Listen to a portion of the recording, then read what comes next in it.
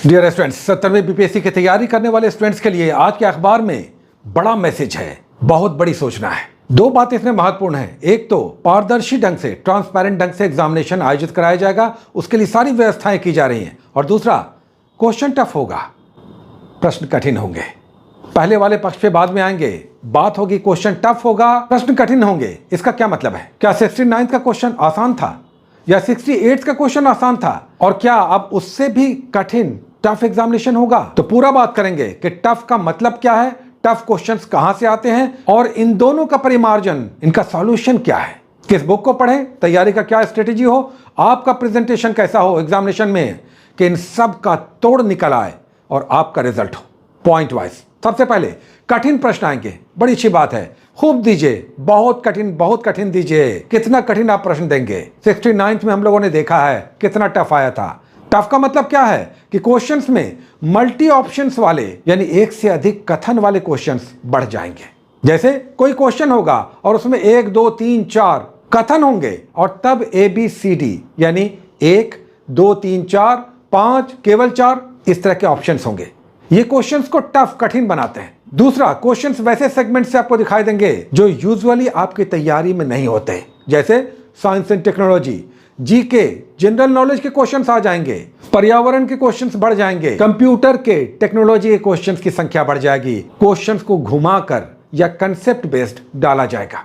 और ये questions tough कैसे फिर बनता है? इसमें मल्टी ऑप्शंस दे करके, यानी एक से अधिक कथन होंगे। चुनिए, एक भी गलत आपने किया तो पूरा आंसर आपका गलत हो जाएगा।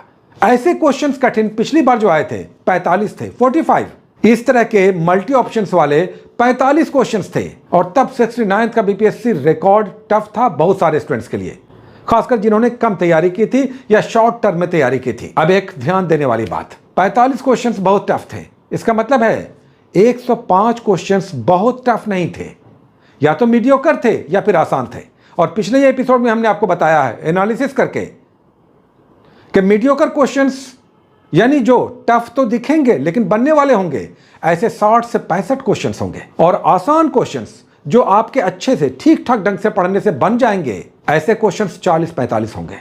कुल मिलाकर लगभग 100 से 105 क्वेश्चंस बनने वाले होंगे। रिजल्ट कितने पे होगा? 90 से 100 के बीच। नोट कर लीजिए, कोई कितना भी बोले, यकीन करने वाली बात नहीं है कि कट ऑफ का जहां तक मामला, हम अभी आपको बोल देते हैं 90 से 100 के बीच जाएगा। और मेरा अनुमान है अगर कठिन बनेगा, टफ बनेगा, तो 90 से 95 के बीच कट ऑफ जाएगा। जनरल मेल की हम बात कर रहे हैं। फिर कैटेगरीज में नीचे आएगा कट ऑफ, बहुत नीचे नहीं आएगा बट नीचे आएगा। अब आइए बात करते हैं कि कहां से टफ क्वेश्चन होगा। क्वेश्चन टफ होगा साइंस से, क्वेश्चन टफ होगा करंट अफेयर से, क्वेश्चन टफ होगा इकोनॉमी से। ध्यान दीजिएगा, यही 3 सेगमेंट है जिससे क्वेश्चंस ऐसे टफ आ सकते हैं जब आपको लगे कि ये कहां से क्वेश्चन आया, हमने तो देखा भी नहीं, हमने तो पढ़ा भी नहीं। तो दो बातें हो गई, क्वेश्चंस टफ कैसे होते हैं और क्वेश्चंस किस सब्जेक्ट से, किस पोर्शन से, किस एरिया से टफ आते हैं। अब आइए बात करते हैं इसका रास्ता क्या है। तो पहला पॉइंट हमने कहा कि पहली बात, तब भी 105 क्वेश्चंस बनने वाले होंगे। दूसरी बात, इस 45 क्वेश्चंस जो टफ होंगे उससे भी कुछ क्वेश्चंस बन जाएंगे। एक एग्जांपल हम आपको दे रहे हैं। देखिए, इकोनॉमी का ये क्वेश्चन है। क्वेश्चन कह रहा है कि ग्लोबलाइजेशन और भारत के साथ जब व्यापार ओपन हुआ, खुला, तो एक्सपोर्ट बढ़ गया, निर्यात बढ़ गया, आयात कम हो गया। थोड़ा सा भी जिनको जानकारी है, थोड़ा सा भी जिन्होंने पढ़ा है समझकर, वो जानते हैं कि भारत का व्यापार कभी भी भारत के पक्ष में नहीं होता।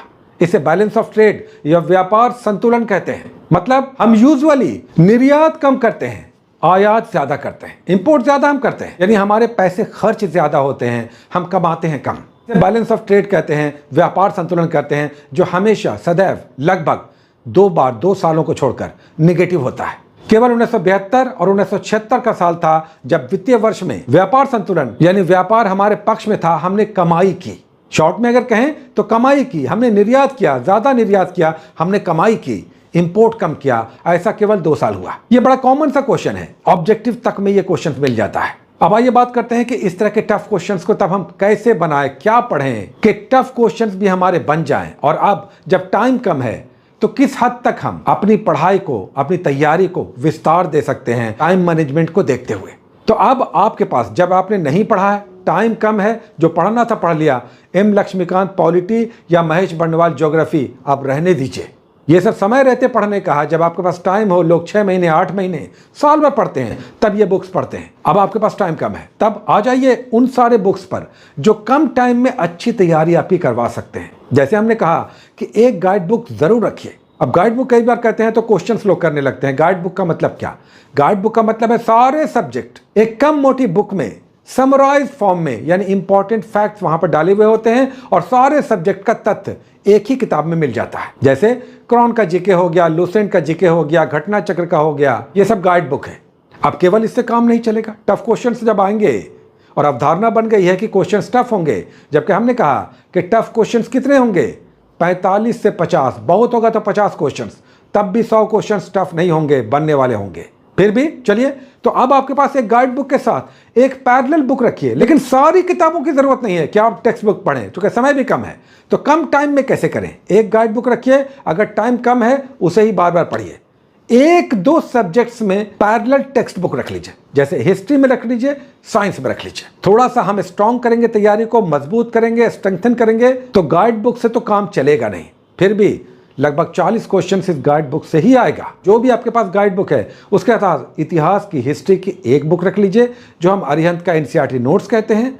और अगर संभव हो तो स्पेक्ट्रम, बहुत सारे लोगों को इसमें बहुत परेशानी हो रही है, स्पेक्ट्रम छोड़ दीजिए, तब एनसीईआरटी नोट्स पकड़ लीजिए हिस्ट्री का, और किसके साथ? क्रॉन या लुसेंट के साथ या घटना चक्र के साथ। और साइंस का भी एक एनसीईआरटी नोट्स चलेगा, ठीक ठाक बुक है, साथ में इसको भी ले लीजिए।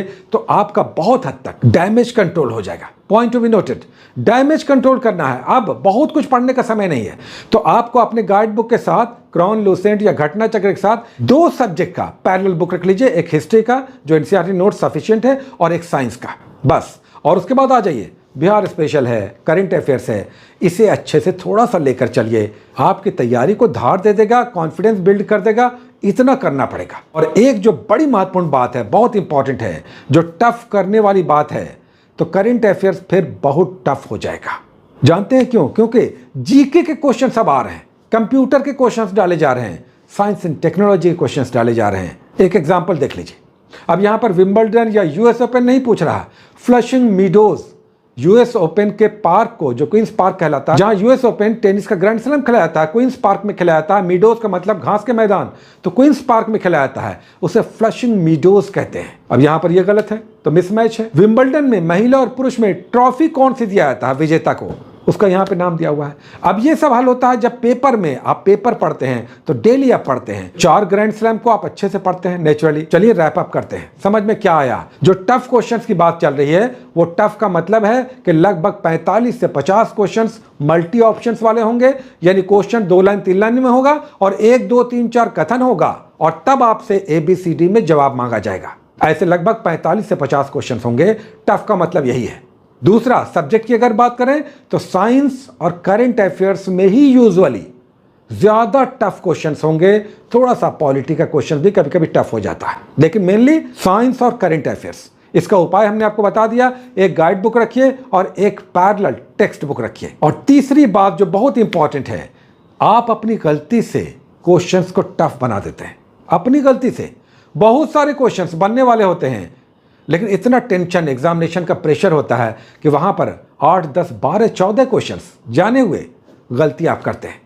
इसे कंट्रोल करना होगा। इस बार जाने हुए क्वेश्चंस को अगर आप गलत नहीं करते हैं, उस पर कंट्रोल कर लेते हैं, तो टफ क्वेश्चंस आने दीजिए। 40 45 50 होगा, फिर भी 100 क्वेश्चंस आपसे बनेगा।